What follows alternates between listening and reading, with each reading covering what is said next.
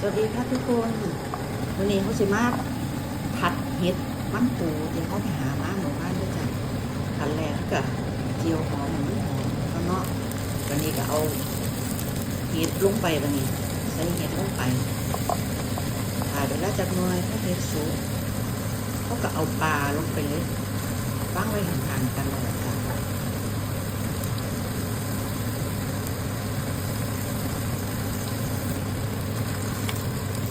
ไปทับกลางสักหน่อยทับกลางนะสุกปลาไม่สุกไงเนาะเขาต้องเห็ดไปโดนแช่ไปโดนเป็นสีเป็นสันแล้วจ้ะ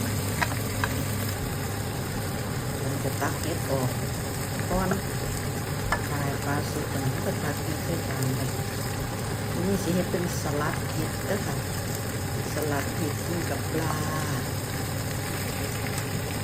เป็นอาหารเย็นหนึ่ง2 คนน่ะเป็นตอน2 ทุ่มนะคะ